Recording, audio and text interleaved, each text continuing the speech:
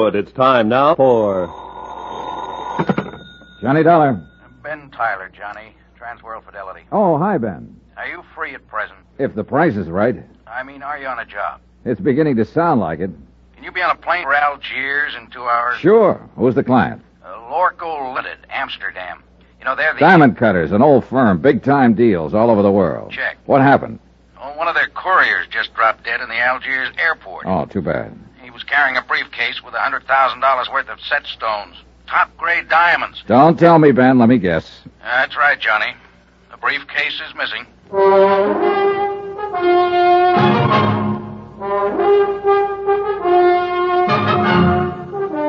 Tonight and every weekday night, Bob Bailey in the transcribed adventures of the man with the action-packed expense account, America's fabulous freelance insurance investigator. Yours truly, Johnny Dollar.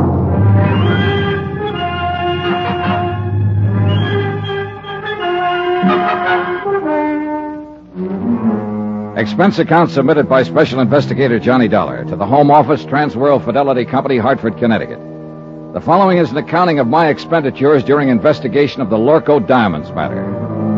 Item 1, $324.60, transportation. A routine plane flight to North Africa and the city of Algiers.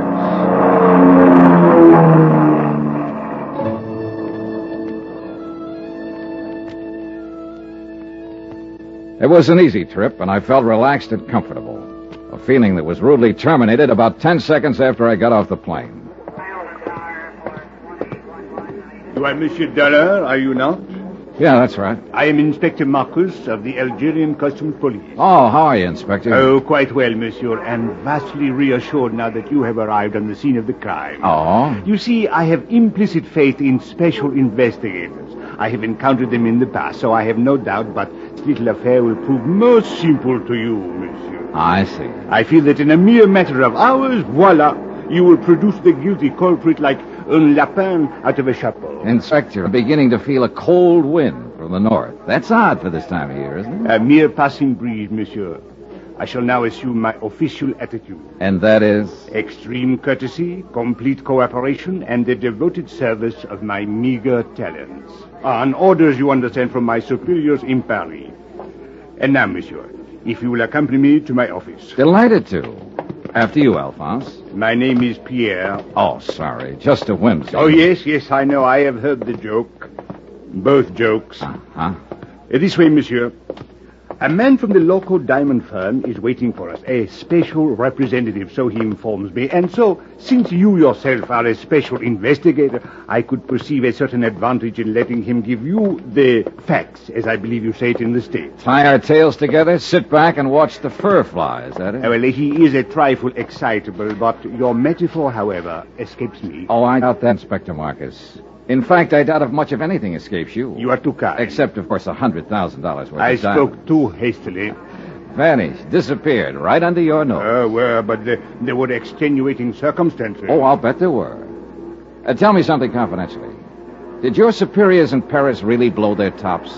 Monsieur Dollar, if I may borrow one of your more colorful expressions, they said I had probably goofed.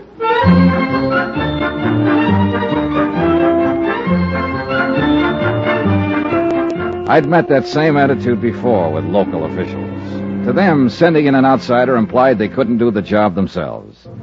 And Inspector Marcus was on an even hotter spot. The air terminal with port entry to Algeria, under his jurisdiction, Customs Police. As he said, he'd goofed.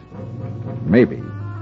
It is a matter which hath entire past all apprehension. But he was right on one that thing. in London Hans this thing is Zeindorf, not have happened. the Lorcoe In representative, Paris, too, it was is not a have trifle happened. excitable. In Amsterdam, it is unthinkable such thing have happened like this. Even in your New York, mein Herr Dahl, it cannot have happened. But here, in Algiers... It have happened. Yeah, this beautiful diamond gone. All gone. It's like barbarians. This Africa is no place for diamonds. Maybe you ought to tell him that in Kimberley. It's differently there. It's entire different. All right, Mr. Zeindorf. Suppose you tell me just what happened. Who can know, mein Herr? 15 years, this courier has worked for Lorcoe Company. We are think he is trustworthy. Entire trustworthy. Well, even a trustworthy man can die of heart failure. But he has never had this heart failing before. All right, but Perhaps it would be better if I were to, with your permission, of course, Monsieur Seindorf. Yeah, you tell. I am not talk this English much good. Precisely. These are the facts, Monsieur Dollar. The Lorcoe courier, a man named Paul Gruber, arrived on the plane from Amsterdam yesterday morning. Yeah. Did you know he was arriving? I did not know, but the point is a very clever one. So, a short while before landing, Monsieur Gruber was taken suddenly ill. A doctor met the plane, and the stricken man was removed by stretcher and taken to the emergency clinic. In 20 minutes, monsieur, he was dead. Diagnosis, heart failure. Mais c'est la vie. Was there an autopsy, Inspector? Another excellent point, monsieur. Thank you. Let not mention it. An autopsy is being performed this afternoon. Good. So the courier died. And then the briefcase? It was delivered along with his other personal effects and opened to the customs property agent here at the airport. And his name, the property agent? André Jourdain. He was very busy at the moment, left the briefcase lying on his desk, intending at the first opportunity to register and place it in the vault. But the opportunity didn't come, is that it? Precisely. Only a few minutes later, I heard a gunshot. Monsieur, he was lying on the floor in a pool of blood. He had been struck on the head. The briefcase was gone. All gone. This beautiful diamond gone entire. Yeah. When did you find out what was in the briefcase, Inspector? Almost 2 hours later. I radioed the Lorcoe firm in Amsterdam, informing them of the death of their employee. They replied immediately and stated that the briefcase contained $100,000 worth of diamond set pieces. Works of art. Beautiful. One brooch, one necklace, 2 bracelets. Precisely. Yes. The jury was being flown here on approval for examination by a prospective buyer. Name of the buyer? The Countess Maria de Tolia. What do you know about her? Monsieur Dollar, if you had seen her, you would not ask. She is exquisite, lovely, chic, charming, spirited, full of the joie de vivre. And no doubt loaded with potatoes. With a woman like that, who would ever inquire? I would. Since it looks as though she might be the only person in Algiers who knew that $100,000 worth of jewelry was coming in on that plane. May we. But she could not have known that the courier was going to drop dead in the airport. A good point, Inspector. Merci, monsieur. What about that property agent, André Jourdain?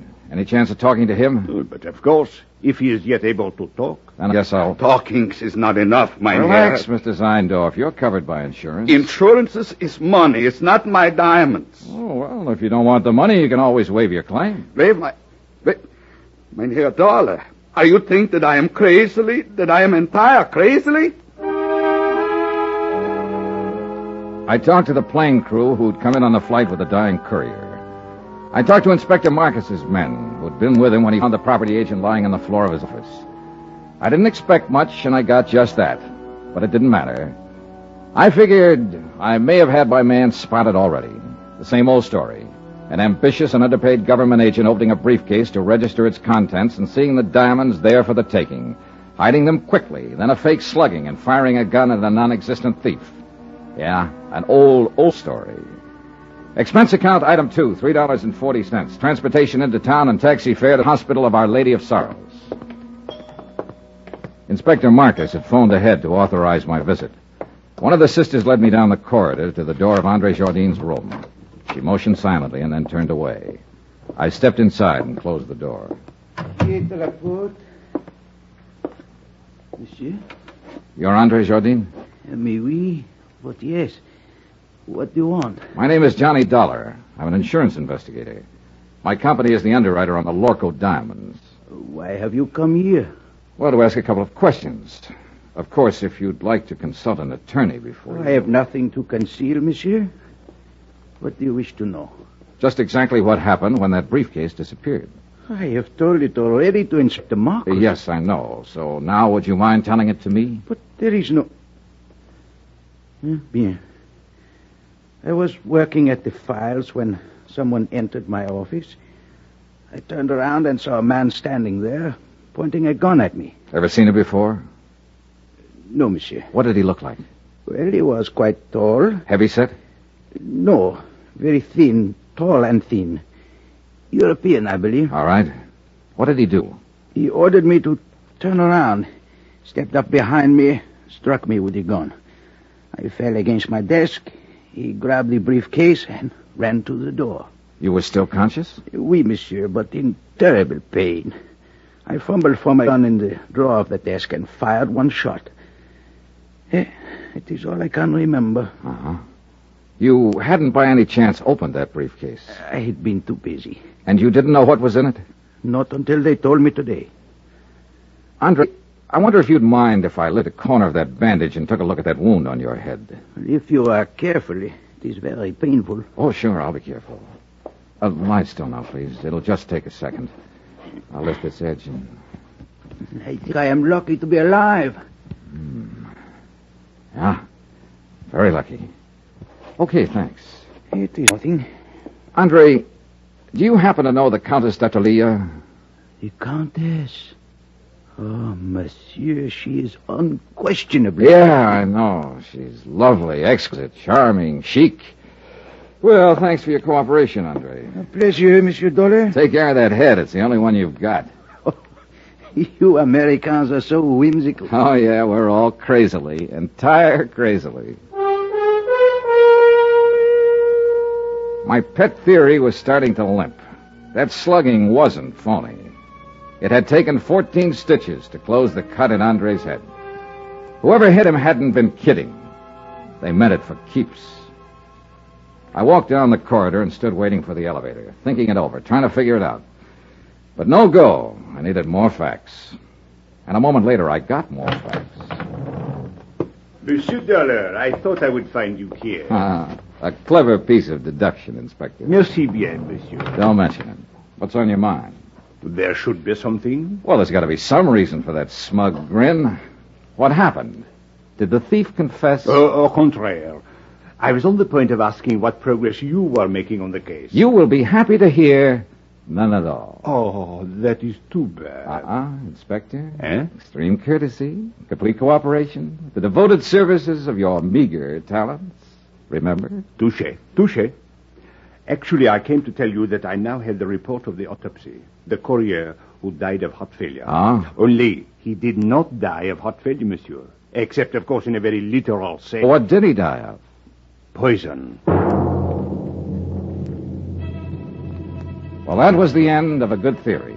The courier had started to get sick on the plane, so the robbery and the murder had been planned well in advance of his arrival. By somebody who'd known was bringing in diamonds. And so far, only one person fit the bill. As lovely, charming, and chic a suspect as you could ever hope to meet. The Countess d'Atalia.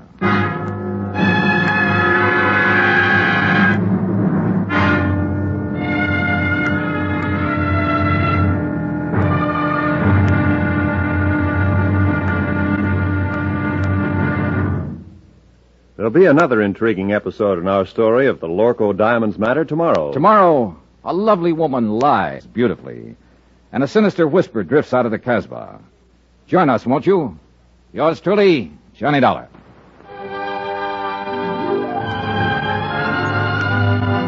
Yours truly, Johnny Dollar, starring Bob Bailey, is transcribed in Hollywood. Written by Les Crutchfield, it is produced and directed by Jack Johnstone. Be sure to join us tomorrow night, same time and station, for the next exciting episode of Yours truly, Johnny Dollar. Roy Rowan speaking.